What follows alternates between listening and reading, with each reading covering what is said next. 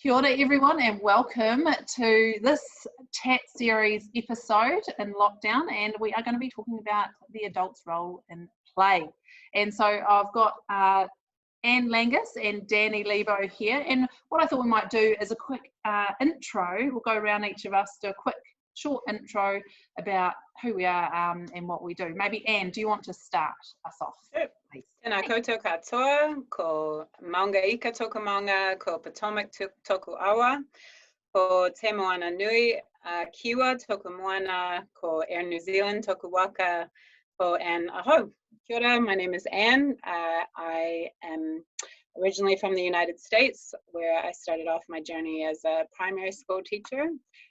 Came over to New Zealand, got involved with Play Center with my three kids who are now 16, 13, and 9. And after my time in Play Center, found out about the forest school movement, got really interested in that, and helped start up something called Conscious Kids that runs all around the Auckland region, which is forest schooling programs for school holidays, and we work with schools and run community events. And also am involved with play-based learning in schools, presenting workshops through Longworth Education, and coaching primary school teachers who are implementing play as a pedagogy in their rooms. And yeah, I'm really excited to be here. Thanks for having me, Celia. Thanks, Anne. That's fantastic. And over to you, Dani, with your son. Yeah, kia ora koutou. Ko Palaisha te manga, ko Pasek te awa no America ho. No reira na mihi nui ki ngā tangata whenua o tērā whenua, the Lini Lenape. Kei te noho rawa, ki Wanganui ina nei. No reira na mihi nui ki ngā tangata whenua o tēnei whenua, te atahau nui a Paparangi. So hi, I'm Dani, and I am from America originally, like Anne, actually from a similar area. And I live in Wanganui with my husband and 3 children, and we run the Eco School. And our goal is to do accessible sustainability education. So we've been doing permaculture courses and workshops for a while. So I'm just gonna excuse Manu out of here. Oh, you gonna stay for a while? Okay, that's fine, as long as you're quiet. And we have been doing forest school education for about 5 years now. So we started right about the time when Manu was born. And now we run, all sorts. We run a community group that meets weekly. I also am the forest educator for Wanganui Intermediate School. So we run a forest school through the local intermediate school. So yeah, that's fantastic. Me. Cool, ka whai. Kia ora, I'm Celia Hogan, and I run Little Kiwis Nature Play. And I guess my background's in outdoor education and teaching, and I have been in the industry, on and off, but for the majority of the last 20 years.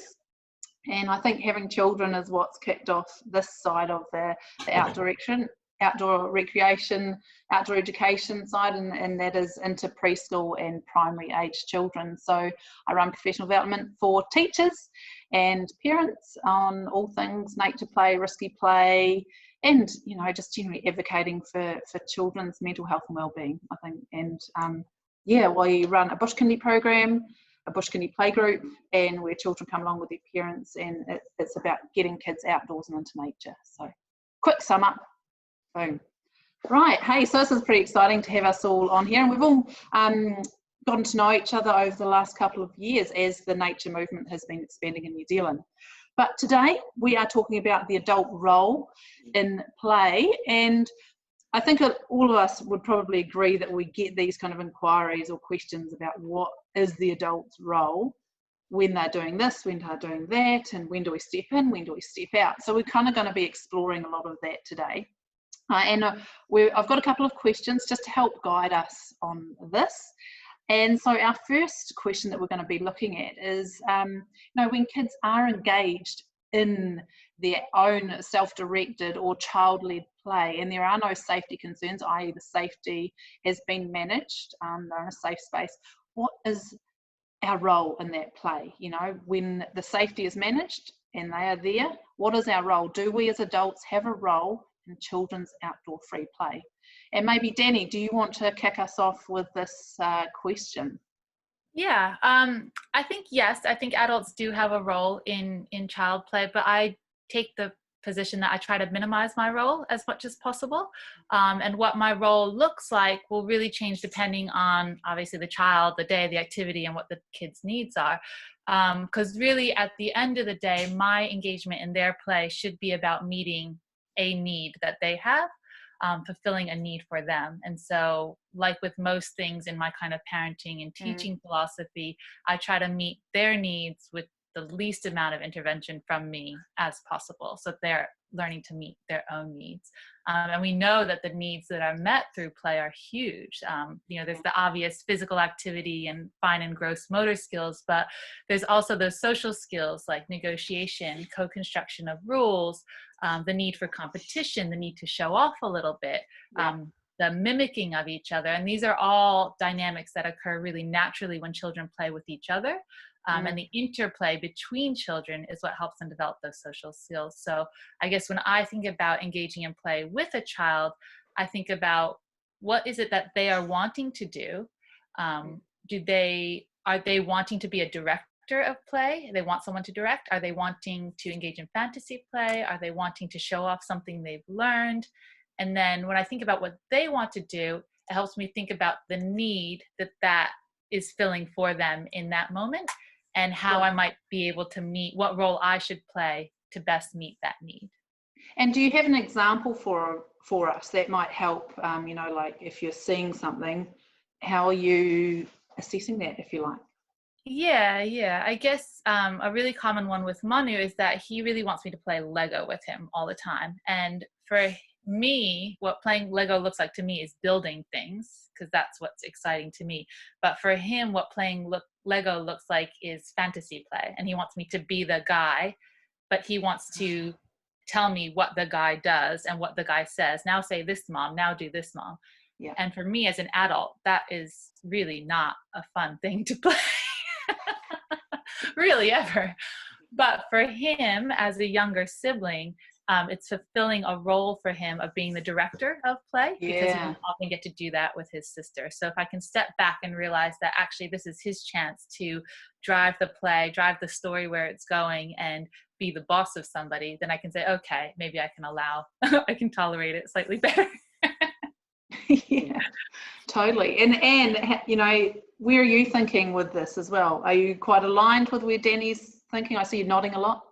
Yeah, I think I can feel you on that, with my youngest of three kind of needing to direct me in the play. Definitely. I'm thinking about how, he would want me to take on particular roles. It helped when we got a puppy dog, because then that was kind of started to fill that role of the younger sibling, but needing to be the boss or direct the play.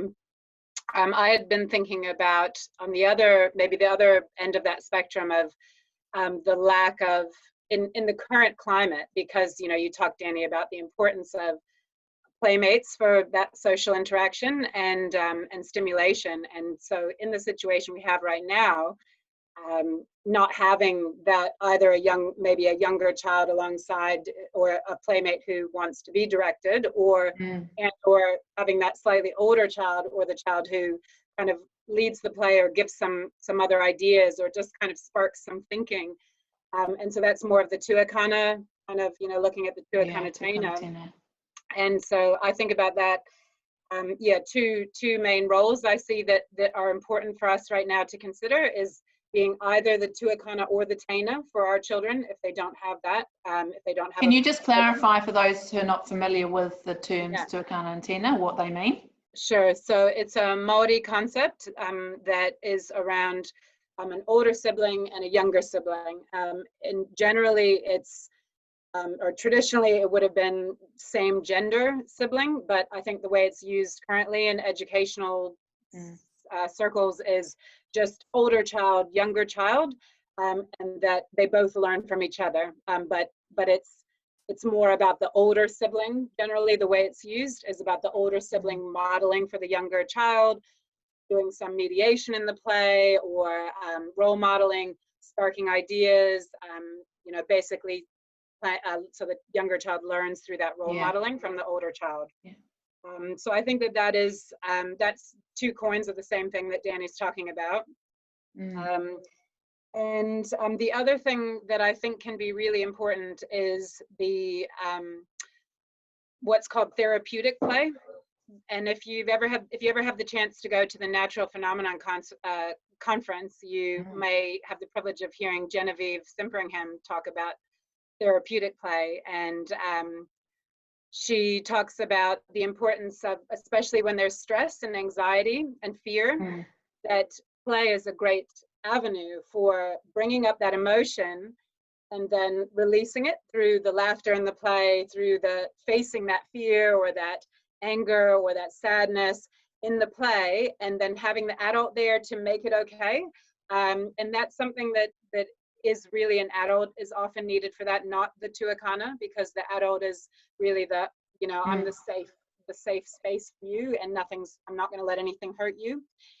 So I think that might be a really important role for us right now as well, is supporting kids to act out that those kind of fears, maybe about getting sick or being, you know, trapped somewhere, or, you know, it's going to be bringing up all these sort of fears for them during the lockdown, losing someone to dying, and then play through that, and have a giggle about it, have a cry about it, but incorporate that into the play, but help those feelings move through.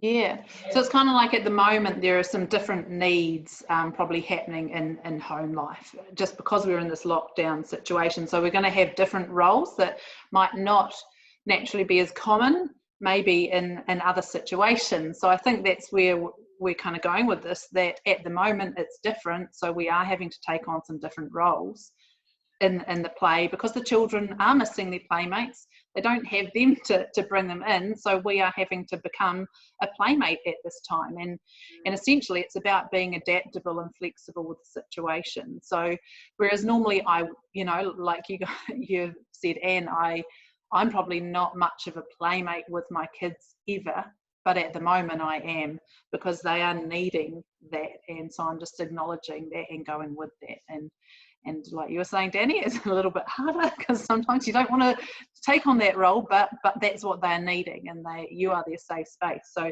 yeah, I think that's really cool. So we've talked about a couple of the roles. Playmate's a big one that's featuring at the moment. You know, you can be an interpreter, you can be an observer, and the majority of the stuff that I do, I tend to be an observer. I'm standing back, being their safety net, being there, being present, but just observing what's going on. And my role is generally has been to provide the right resources and the right environment for them so that they can play out their play urges. And I'm still doing that at the moment, but I'm involved a lot more in that play. And I think it probably leads us into our next area. So we're talking about that needs are being met through this play. You know, there are some different roles that we could play.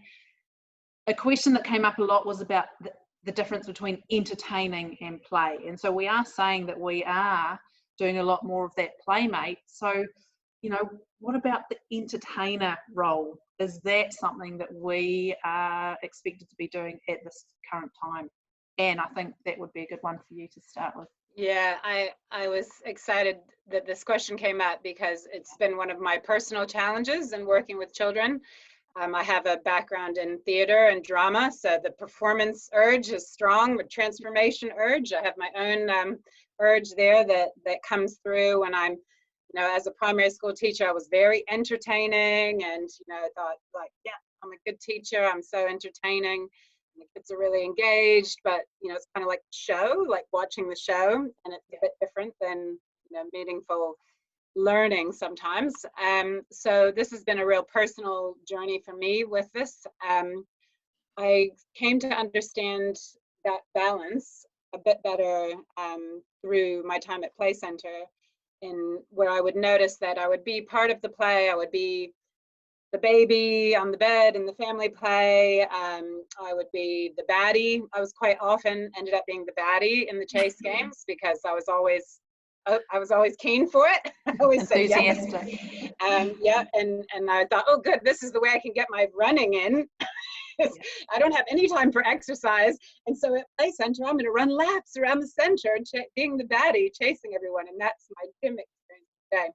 But what I realized was then basically at a certain point, I realized there was no play anymore. They were just looking at me to see what's the next thing she's going to do. Yeah.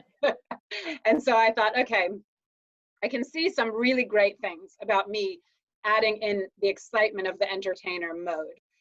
It gets high engagement and it gives them a lot of ideas. So I thought, okay, this is, I think, about that balance of the Tuakana role. Because at Play Center, I found it was the 4-year-old boys who really loved this and just were so keen on it. And we didn't really have 5-year-old boys. We didn't have 6-year-old boys. We didn't have 7-year-old boys. We had 4-year-old boys, and that was the end of the mixed stages at Play Center. So I thought about it a lot and reflected on it, and I thought, well, there's a need there. Like you were saying, Dani, you know, they're showing us that they have a need. And I think that need was to have that slightly older child just push them a bit further, you know, run a bit faster, try a little bit scarier of a game, make, you know, just that kind of push. And I also saw that through getting that engaged with the game and making it so exciting for them, I had the opportunity to really help them with their social skills.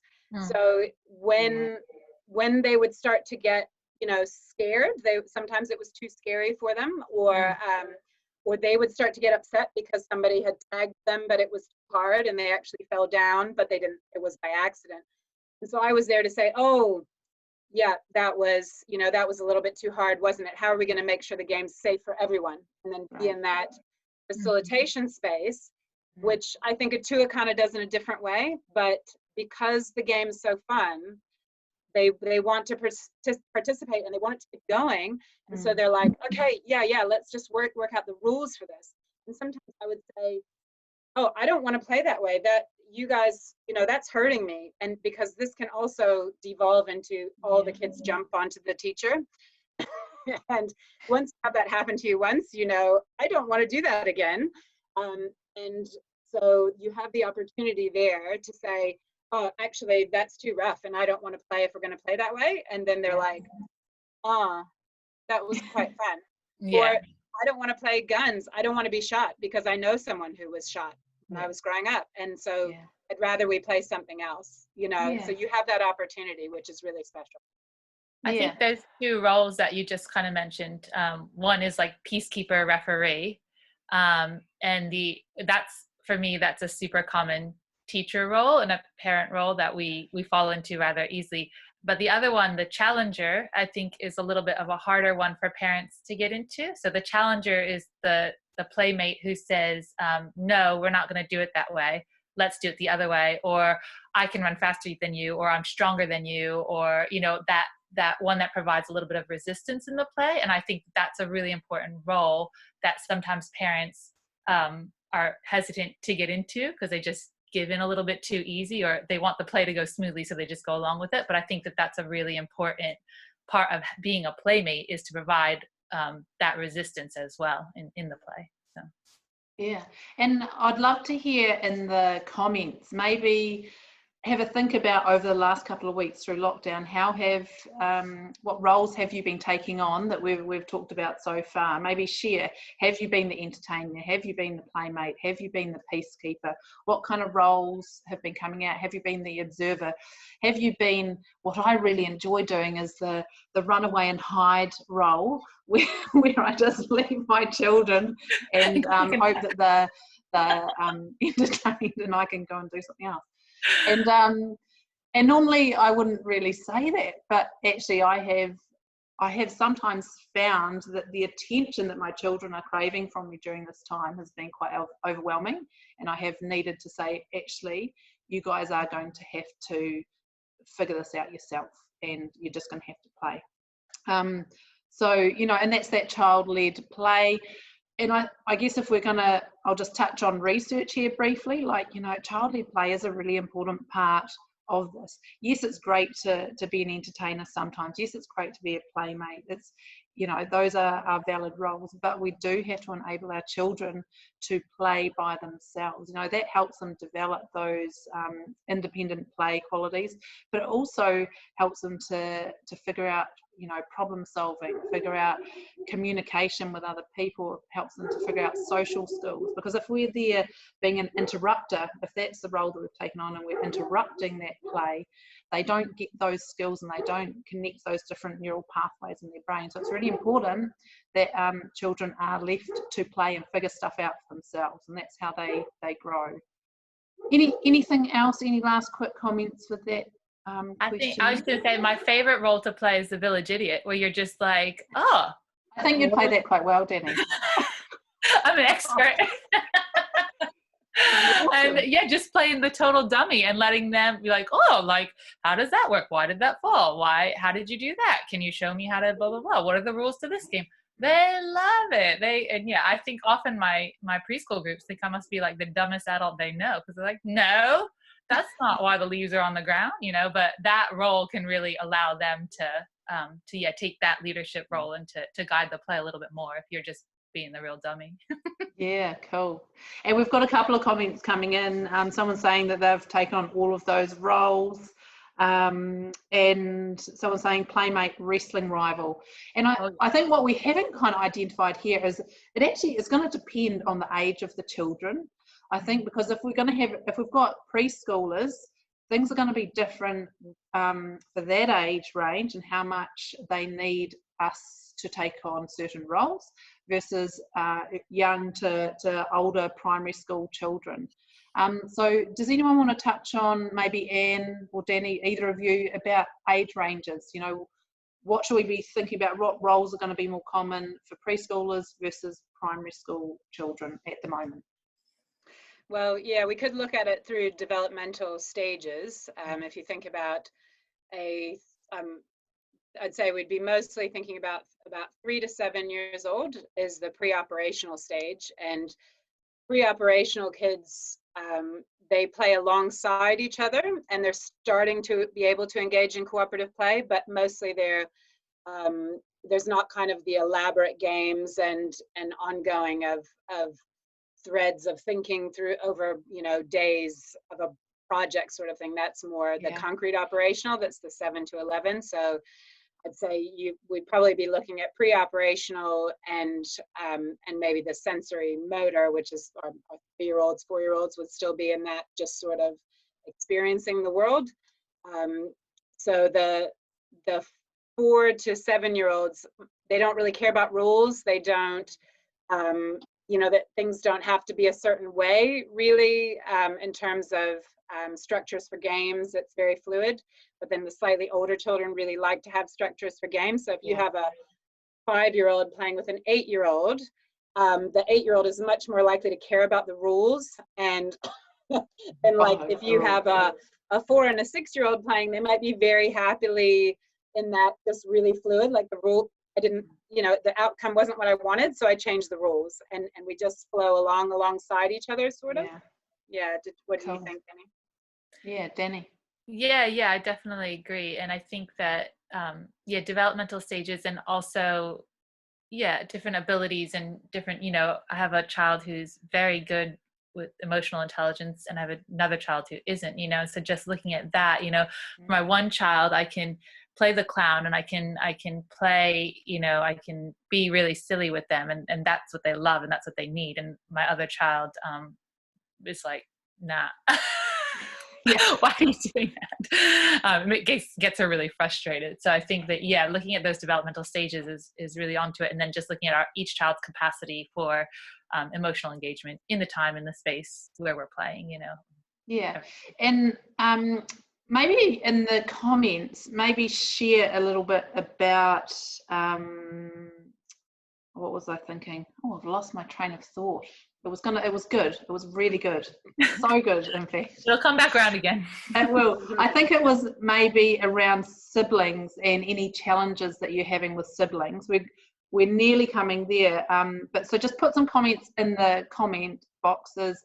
You know, what challenges are you having with siblings? And we're going to be talking about that after this. But just let's touch on, Dani, the playmates. I know Anne brought it up before, but we know that, you know, playmates are really important, the tamariki, and they're not having those, or they're in a house where there's an older child and a really young child, or a single child. what should we be thinking about? How can we meet their social needs in this situation?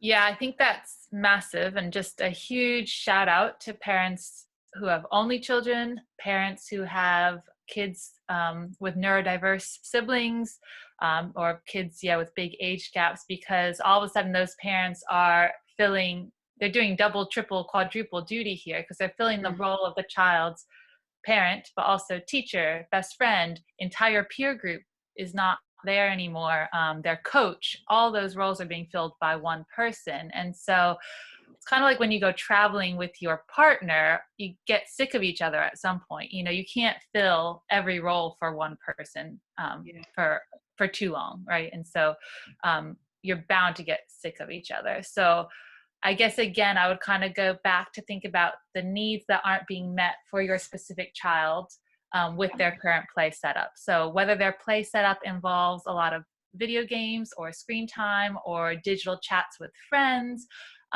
whatever their play setup is within this lockdown situation, just looking at what needs aren't being met for them and seeing how you can fulfill those roles. So maybe your child is really, really good at fantasy play on their own, but needs someone to encourage them to roughhouse or to get outside. Maybe they're really happy riding bikes for hours, but need someone to give them that spark to engage in more fantasy type play. So kind of observing what's going really well for them and where they are being content in playing on independently or engaging in play or starting a play. We can kind of think about the gaps that we might be able to fill for them as adults that would normally be filled by other people in their lives, not just peers, but other adults fill roles for our kids that we can't always fill. And also, I think you can't play wrong. I think we have a lot of ideas, and especially for the parents who find themselves as single parents or parents of only children or parents of kids with special needs, you can't do it wrong, right? So it is okay to beat your kid at a game, and it's okay to let them win. It's okay to say to them, I don't want to play this right now, and it's okay to give into that, So I think there's no wrong way to play, is my thought on that. And I think one of the really important parts of this whole thing is having a really good, strong connection with the children, either that are in your bubble, or if you're an adult watching this as a teacher, just having a good, strong connection with your children is essential, because when you've got that, it helps all these roles work a lot easier and helps us to meet those needs a lot more. We're getting some good comments coming through the chat box. I've just been having a wee look, and people saying that younger children always taking things off older children, such a challenge, constant rivalry. Not siblings, but a woman is working with special needs children with an age range of 6 to 12 and find it a challenge to find play opportunities where the older child doesn't become frustrated with younger children, especially in regards to rules. That's really common. 4 and 9-year-old claim to want to be doing things 24/7, but at times it just doesn't work, and I can see they need a break from each other but don't see it. I think that's an interesting one. So I think this is going to lead us into our sibling discussion. I think Anne, you're going to be talking about this, aren't you? Yeah. So one thing that I've been doing with my kids, I've been having some enforced solo time to balance out emotions, because they have been having this rivalry. So that's one kind of strategy that I've used. It's not kind of going into the conversation so far, but that's really worked. I think the emotions just build up so much in these situations. And Dani, you talked about rough and tumble. Rough and tumble was such a good way, and I've been talking about it a lot over the last week, but it's a great way to release stress hormones. So if children are starting to just get a bit emotional about things and reactive, having a bit of rough and tumble can be really helpful. It builds a connection as well, but it gets rid of those stress hormones. So, right, that doesn't properly lead into next, but it does. And do you want to talk us through, how do we deal with some of the sibling challenges, the common ones, the rivalry, the bickering, arguing? What are your... Sure. Okay, so I've been thinking about a few things.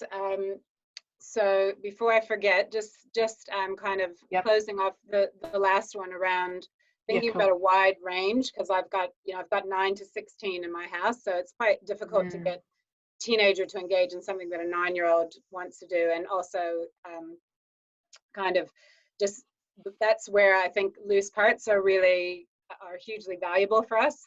In if we think about our approach with having sibling groups, even having different developmental stages, having some children that are neurodiverse, some children that are special needs in other ways. Loose parts are, you can have the same loose parts and different kids will play with them different ways. So those loose parts, which is basically open-ended materials that can be used in any way, whether they're natural open-ended materials like the flax fronds, harakiki, or whether they're kind of things like milk bottle caps. Those materials can be used in any way by any children, and I think in that case it's really appropriate for you as the adult to play alongside. And that's the key with the sibling thing, is not to take sides and not to have anyone perceive that you're taking anyone's side. But if you're playing alongside, and what's interesting to you with those loose parts as well, you have the opportunity just to say, okay, it seems like there's a problem. It seems like that both of you want to use this, or you sound upset because your creation got damaged. How are we going to solve the problem? But as much as possible, trying to stay out of that position of, kind of being the judge of who was right or wrong. What was the problem, and how are we going to fix it? And then when you're away from that dynamic, away from the whole group, then individual time with each sibling to say, oh, I heard you saying, get away from me, you baby. Was he doing something that you didn't like? And then talking that through one-on-one, and then they have that in their pete to go back into the play. Yeah. And I think, Dani, do you want to go? You've got some thoughts. I was just going to say 100% agree. I think that when we do intervene, so my first response when in terms of sibling disagreements is don't intervene. Like, I pretty much don't intervene unless there's blood or destruction of property. And even then, I'm pretty hesitant. But so if I do intervene, I'm going to be intervening with the intention. And I say this knowing that I don't always do this, because there are shouty moments at our house, but I try to intervene with a calm head and a clear vision of how I'm going to proceed. Because if I'm just intervening and saying, both of you go to your rooms, it's not giving them the skills to have me not intervene later. So if I'm going to intervene, it should be in a way that helps them improve the skills that they need to work through the situation. So just like Anne was saying, so going in, I'm not going to play the mediator. I'm going to go in and help them mediate between themselves. So giving them help to support, to articulate their feelings, and giving them the support to come up with an idea on the way forward. Not saying, okay, the solution is that you guys are both not going to play with this toy anymore, because that doesn't actually allow them to move forward and to not need me in the future. So yeah, and I think as well, if we're looking at younger children, there's a bit before that, in that we want to be helping to identify the feelings, because sometimes they're not able to explain this or articulate it. So for me, one of my children is really, you were saying the same, emotionally intelligent, and the other is emotionally intelligent but really struggles articulating it when she's in a situation where there has been some kind of fighting or whatever. She just, her lid flips and she can't express it in that time. So being there and having that role of being able to identify what those emotions are and say, Aria, I can see that you're feeling really upset right now and really cross because Luca took this off you. And she can then, that she's then understanding, yes, that's what I was wanting to say, or that, yes, that is how I'm feeling. So one, you're building connection, you're identifying the emotions so that then they have a better emotional intelligence going forward. And as you've both said, then helping them to facilitate what happens next. I'm the same. I never want to be the police officer.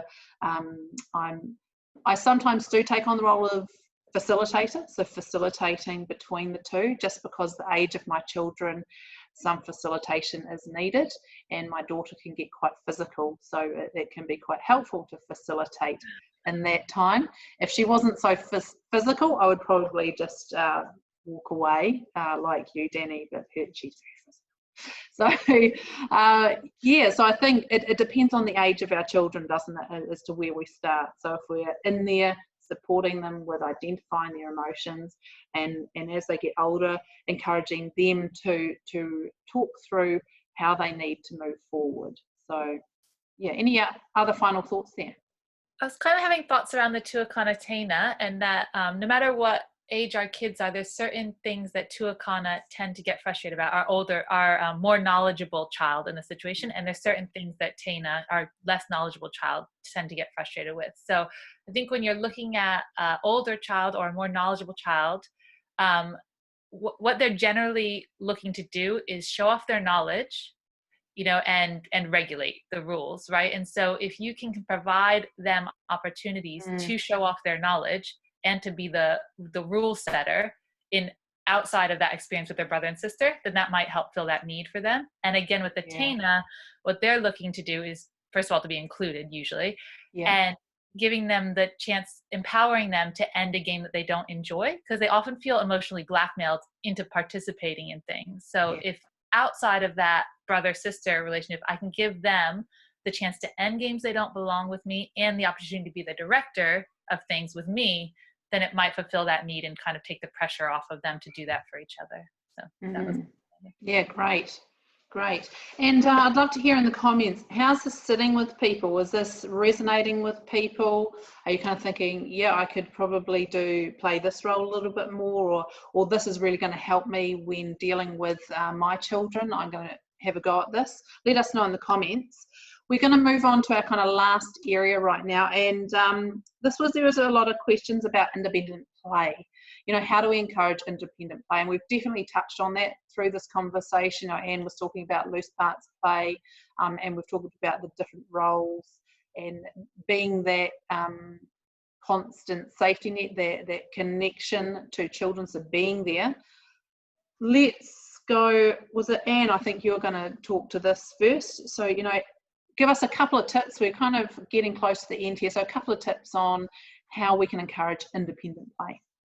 Sure. I think like you said, I've already talked about the loose parts. So the more open-ended the toys are, then the more they'll be able to do with it before they run out of ideas. That's, you know, where you see where kids are really engaged in the play. It can look like the opposite in the beginning, because a toy that's structured, the kids can see what to do with it straight away, but they'll do that thing, and then if it can't do anything else, the play finishes. So it might look good to start, but then you walk away to go and do something, but there's nothing to manipulate. There's nowhere to go with it. There's no way to be creative with it, except maybe bang it on the ground or something, you know, start to smash it apart, or, you know, just do something maybe that we don't want them to do, or that doesn't work in that setting. So by utilizing the loose parts, then you have the opportunity for them to extend into different parts of their thinking and creating. And the key there will be choosing the right loose parts, or looking around your house is what it is right now. Looking around your house, looking under your house, looking behind your shed for those things like guttering, piping, old tires, old buckets, and matching that with your child's schema. So if you have heard about schema or urges theory, then you'll be aware that it's a way of understanding why children play the way they do, as they're following an urge or a schema. And you can look up Penny Brownlee to find more information if you would like to. And there's also a great resource from Michelle Thornhill online that matches the schema, the urge, with the resources. So you see a child that's really into ordering would probably love multicolored bottle tops, or love a big bucket full of different shells and then organize them into a certain way. A transporting child wants to move things from place to place, so having things like wheelbarrows, trolley, things that move are really important, and that will engage a child for a long time. So if we want them to stick with the play for a long time, match the resources to their urge, and then you'll be more likely to see that. Great, thanks Anne. And Dani, a couple of top tips from you. Yeah, this is probably going to sound infuriating to some people, but I think in Steiner education, they talk a little bit about working alongside children. And so if you want to encourage a child to go deep into their play independently, then you should be deep into your own work independently alongside them. So by if we keep intervening in their play, then they rely on us to intervene in their play. Whereas if we sit alongside them and they're working on whatever they are doing, my 1.5-year-old, he's into blocks and Duplo right now. So if he's doing that blocks and Duplo, I can start playing with him. And then eventually I'm sitting right next to him and engaging in my own work. And when I go deep into my work, that sets the environment for him that he can go deep into his work. And he feels really settled because I'm right there with him. My other quick tips would be toy rotations. So if all your toys are out, pack half of them away and then bring the other half out next week. That really helps. And changing the location of toys and objects. I put the Duplo in the bathtub one day, and that just really did it for my kids and just kept them for a little while, sorry. And then also just setting them up for success. So in that kind of Montessori type vibe where how can we create the environment so the kids do not need to rely on us. So giving them a snack box so they don't need to stop for snacks, putting the materials that they might want within their reach so they don't have to get into a shelf or a cupboard. Our bathroom, the toilet light was too high for the kids, so we built a little ladder into the wall, you know, so they didn't have to interrupt us to interrupt them to get the toilet light on, you know, so having really clear and safe boundaries of where they're allowed to go either in your house or out in the yard, so that all that is set up for them. They don't have to interrupt you. Can I do this? Can I do that? Can I have this? It allows them to dive deeper into their play and stay there for longer amounts of time. Yeah, fantastic. And just on that, I think it's Magda Gerber talks about, you know, she observed children playing in the presence of adults and said that children flourished in that environment. But when adults did that play for children, it kind of retracted them. They kind of would step out and just observe. And I think, you know, that's exactly it. We do a lot of that kind of stuff here. So I'll be out in the garden. I'll invite the children alongside me to start, and they'll help. And then suddenly they're off and they're deep in their play. And I can do 2 hours of gardening quite happily with them just playing around. So that kind of thing. Something else I've been doing, and this is probably when I'm trying to get work done, is I will connect with them through play. So I will get down on the ground. I will play with them.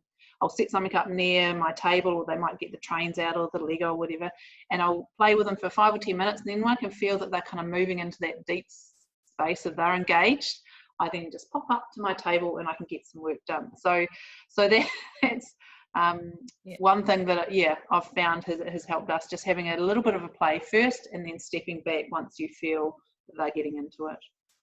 I think I'm going to leave that there because I'm just aware of the time, and there's a couple of questions that I think a couple of people would really appreciate being answered. One is, how would you intervene in a school setting with parent pressure to solve problems or to being you know, fixing children's problems? And I think this is a really interesting one. I think it comes down to philosophy a little bit. I'll let someone else have a wee answer as well. But, you know, what has the school set up? What kind of philosophy have they got around that? And that will kind of drive how the school does it. Has the school communicated their philosophy around that to parents well? Because if parents don't understand how school's dealing with problems and they're not on board, you might not agree, but, you know, they might, if you understand why they're doing it, then that can help you or the parents feel better about it. But if parents don't understand why teachers are responding in a certain way, or they're not sure of what the benefits are, they don't know the research behind that, then they're probably going to argue a bit more about that. I'm going to leave that there and pass on to Anne and then Dani. Do you have any thoughts? Yeah, I was going to say that's something that comes up a lot when I work with primary school teachers, is they say, well, that sounds good in theory. I know, like, you know, yes, but they're learning all these resilience, the soft skills through this negotiation. But I don't want to have to talk to, you know, the parents when their child comes home and says, oh, I was being bullied on the playground, and, you know, that sort of thing. And so it's a serious challenge, and I can feel that, you know, the emotion and the pressure around that it can be really difficult. Yeah.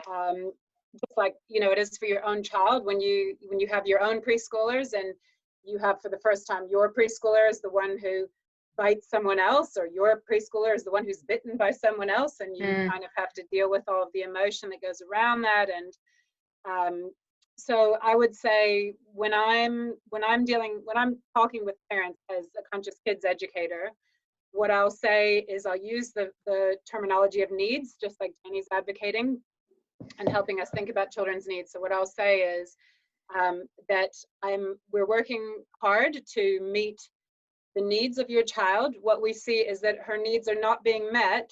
We haven't yet figured out how to meet her needs because she's continuing to engage in social interactions on the playground that are ending up in tears, that are ending up in violence. And so what do we think she needs to learn? What do we think she needs to learn here? Because she's going back to this in order to learn something. Something's here that we're trying to support her with learning. What do we think she needs to learn in order to, to get through this? And that usually comes around to those social skills. How do we build up resilience? How do we build up our ability to stand up to someone or to concede when it's just not something we want to be engaging in? It's because they know there's more to learn. So how do we support them learning that? And that has been helpful for me in talking with parents about it. Yeah, cool. Dani, anything else to add there? Yeah, I think as a teacher, I think we have to remember that our parents are often feeling really vulnerable because we have their kids for 6 hours a day. And so I think what you were talking about with communication and trust, I think that's really important. If you can build a communication and trust with your parents, with your families early in the year and early in the game before there's a problem, then they'll be a lot more willing to listen to whatever kinds of solutions you're willing to come up with, because it is as a parent, we know that it's hard to trust somebody with your child for 6 hours a day. And so I think if we can approach it from that side where the parents are quite vulnerable, not knowing, not having, and as the kids get older, they get less and less knowledge on what's going on at school from the kids and from the teachers. So I think if we can acknowledge that and work with that, then that helps. Yeah. Brilliant. Thanks both. So just, I guess, a quick summary. We've covered the needs of children, being able to identify what their needs are, and that's going to help us figure out the role that we need to play. So we touched on a few different roles there. There was, the peacekeeper, the entertainer, the playmate, the observer, there are a few more, I can't remember right now, but there's a few of them. We also looked at the difference between play and the entertainer, and that at this time we are probably more likely to be doing some playmate and entertainer roles just because that is what's happening. We're in lockdown, we don't have those social relationships that the children can draw on. So some of these roles are going to be different in lockdown compared to post-lockdown. So just being able to be flexible with that.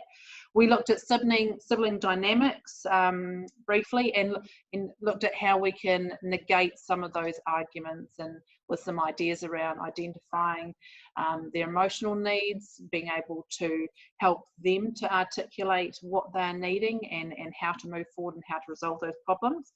And we've also just touched on how to encourage some independent play at the end there. So I think that's a bit of a sum up. Maybe I'm going to go for like a 1 minute summary from you both. What's your key kind of message going on from this conversation about the adult's role in play? So Anne, let's go with you. You've got less than a minute probably. Sum up. I just think it's that you can look at it as a great opportunity to understand your children's play better.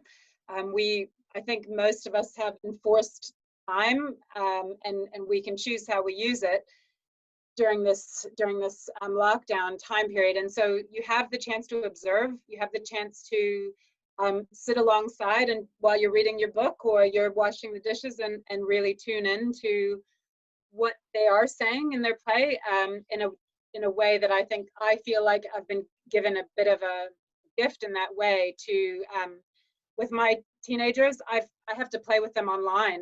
I've had to go into video games, into Minecraft, into Roblox, into Love Island app to play Love Island with my 16-year-old. But this is how they're playing, and I'm not rushing. I'm not rushing out the door to go do something. So I'm like, show me, what is Love Island game? How do you play? Oh, how do you get a better outfit? You buy more gems. Oh, okay, that's interesting. And so then you get more gems, buy the better outfit, and then the boy picks you. That's amazing. But just like, I wouldn't be a part of that otherwise, this is their play, and she's Connection. playing around with it. You know, she's playing with it as a 16-year-old. But I just think it is a cool opportunity for us right now to engage in some play with our kids in a way that we don't normally say, oh yeah, you know, go and do that play, like you're saying, Celia. But let's look at it as a bit of a gift to observe their play and then engage alongside with them and learn more about what's making them tick, because that's what's coming through in their play. Yeah, fantastic. Dani. Oh, I want to go download the Love Island app now. My final thoughts would be, yeah, you can't do it wrong, so go easy on yourself. And we're all in a stressful environment right now, and your children are looking for connection from you. As always looking for connection. So any way of playing that fosters connection is great. And play is learning, but should also be fun for everyone. So if it's not fun for you, go with it for a little while, but then change it up and be silly. And if a zany idea pops into your head, just run with it, because that's what makes it fun for everyone, if you just are a bit random. So yeah, and it's okay for us to play in the ways that make us happy too. So if playing on your phone for an hour is okay, that's all right too. Yeah, it's a creaking child coming through the door. Awesome. Good timing. Hey, well, thank you so much both. And in the post for this, I've linked into both Anne's, Dani's and my websites. So if you want to find out more or connect with either Anne or Dani, please head to their websites and get in touch with them that way. There were a couple of questions. I think, Anne, you suggested a couple of resources. I'm sure you were talking about Penny Brownlee's book, The Sacred Urge to Play. And then I think there was Michelle Thornton, was it? Thornhill. Maybe afterwards, are you able to link to that resource? Is that available on ScienceLine? Yeah, you can just Google Michelle Thornhill Urges and it comes up as a PDF. Fantastic. Yeah. Brilliant. Well, I think that's about it. I thank you both for joining me. I hope you've enjoyed it, and we've had some great feedback in the comments as well. Our next chat is on Wednesday, and we are going to be talking about how we can bring nature in while teaching virtually. So this is aimed more at the teachers out there, and I think this is going to be quite beneficial, because what can teachers be doing to help their students while we're in this level 3 and or level 4, possibly going into a level 3 zone, what that can look like. So I think we're going to have a great chat, some good tips. Until then, ka kite. See you. Let us know in the chat how you found it, and I'm going to find our little, how do I leave this thing? Oh yeah, up there. And I'm going to stop now. So take care, everyone. See you later. Okay. Bye. Thanks, Celia. Oh wait, no, that didn't stop. Let's see. Okay, this time. No, the next button. Isn't this fun? Let's just freeze. Yeah. Yeah. Okay. Yeah. No, I think that's done now. It's still recording. I'll just double check. I have stopped recording. Did you see when Jacinda did the first live announcement?